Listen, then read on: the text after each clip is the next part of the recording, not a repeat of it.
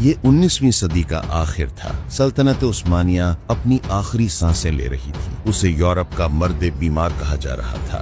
سلطنت دیوالیہ ہو چکی تھی۔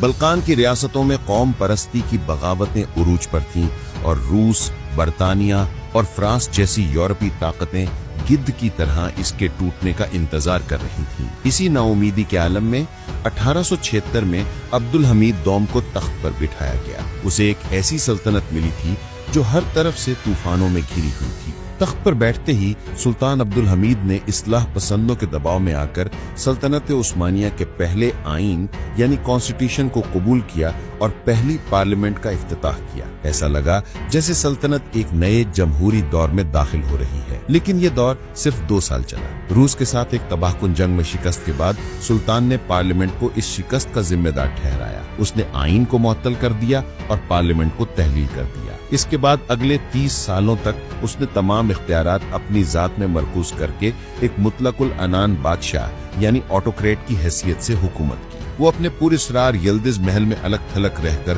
پوری سلطنت کو چلاتا تھا۔ عبد الحمید ایک انتہائی ذہین اور دور اندیش حکمران تھا۔ وہ جانتا تھا کہ اس کی کثیر النسلی سلطنت کو قوم پرستی کے نام پر متحد نہیں رکھا جا سکتا، اس لیے اس نے اپنی سب سے بڑی طاقت استعمال کی، خلیفۃ المسلمین کا لقب۔ اس نے اتحاد اسلامی کی پالیسی اپنائی۔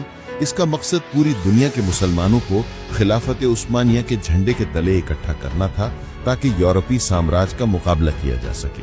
اس نے ہندوستان، افریقہ اور چین تک اپنے نمائندے بھی بھیجے تاکہ مسلمانوں میں خلافت کی حمایت پیدا کی جا سکے۔ اسی کی پالیسی کا سب سے عظیم شاہکار حجاز ریلوے کی تعمیر تھی۔ یہ ایک ریلوے لائن تھی جو دمشق سے شروع ہو کر مدینہ منورہ تک جاتی تھی۔ اس کا مقصد دنیا بھر کے حاجیوں کو مقدس شہروں تک پہنچنے میں آسانی فراہم کرنا تھا۔ اس منصوبے کی سب سے خاص بات یہ تھی کہ اس کی تعمیر کے لیے کسی یورپی ملک سے قرض نہیں لیا گیا، بلکہ یہ منصوبہ پوری دنیا کے مسلمانوں کے عطیات یعنی ڈونیشن سے مکمل ہوا۔ ہندوستان کے مسلمانوں نے بھی اس میں بڑھ چڑھ کر حصہ لیا۔ یہ ریلوے لائن صرف ایک تعمیراتی منصوبہ نہیں بلکہ مسلمانوں کے اتحاد کی ایک زندہ علامت تھی۔ اسی دور میں صہیونیت کے بانی تھیوڈور ہرزل نے سلطان عبد الحمید سے ملاقات کی۔ اس نے سلطان کو ایک شاندار پیشکش کی۔ اگر سلطان یہودیوں کو فلسطین میں آباد ہونے کی اجازت دے تو وہ اپنی عالمی تنظیم کے ذریعے سلطنت عثمانیہ کا تمام قرض اتار دے گی۔ سلطان عبد الحمید نے جو تاریخی جواب دیا وہ آج بھی یاد کیا جاتا ہے: میں زمین کا 1 انچ بھی نہیں بیچ سکتا کیونکہ یہ ملک میرا نہیں، میرے لوگوں کا ہے۔ میرے لوگوں نے یہ سلطنت خون سے جیتی ہے۔ اس سے پہلے کہ ہم اسے بیچیں، اسے دوبارہ ہمارے خون سے ڈھانپ دیا جائے۔ اس نے فلسطین کا سودا کرنے سے صاف انکار کر دیا، جس کی وجہ سے وہ آج بھی مسلم دنیا میں ایک ہیرو کے طور پر یاد کیا جاتا ہے۔ سلطان عبد الحمید سیاسی طور پر ایک آمر تھا، لیکن انتظامی طور پر وہ ایک بہت بڑا ماڈرنسٹ یعنی جدید پسند تھا۔ اس نے سلطنت کو مضبوط کرنے کے لیے بے شمار اصلاحات کی۔ اس نے ہزاروں جدید سکول، کالج اور یونیورسٹیاں قائم کی جن میں لڑکیوں کے لیے بھی سکول شامل تھے۔ اس نے پوری سلطنت میں ٹیلی گراف کا جال بچھا دیا تاکہ مرکز کا رابطہ دور دراز کے صوبوں سے قائم رہے۔ اس نے ایک مؤدد اور پروفیشنل بیوروکریسی کی بنیاد رکھی اور سلطنت کے مالیاتی نظام کو بہتر بنایا۔ اس کی حکومت کا ایک تاریک پہلو اس کا شدید شکی مزاج ہونا تھا۔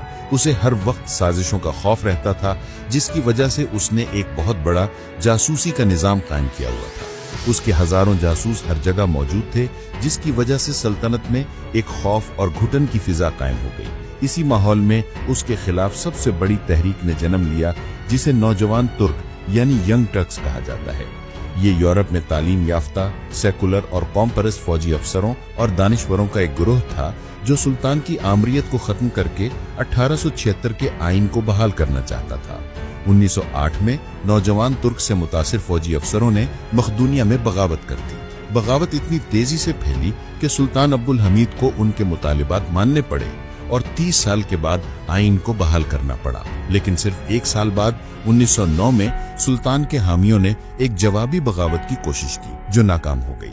نوجوان ترک نے اس بغاوت کا الزام سلطان پر لگایا اور پارلیمنٹ کے ذریعے اسے تخت سے معزول کرنے کا فیصلہ کر لیا۔ اس طرح 33 سال تک حکومت کرنے والے آخری عظیم عثمانی سلطان کا دور ختم ہو گیا۔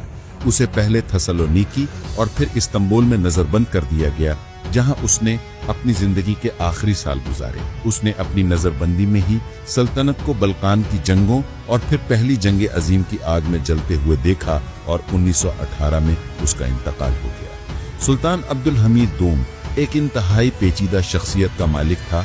वो एक ही वक्त में एक दूर अंदेश मुस्लिह, एक मुत्तकी खलीफा और एक शक्की और बेरहम आमिर था। उसने बिलाशुबा सल्तनत उस्मानिया को 33 साल तक टूटने से बचाए रखा, लेकिन उसके सख्त तरीके ने ही उसके खिलाफ इनकलाब को जन्म दिया। वो तारीख के उस दौराहे पर खड़ा था जहां सल्तनतें बादशाहों की मर्जी से नहीं बल्कि कौमों के नजरियात से बनते और बिगड़ने लगी थी।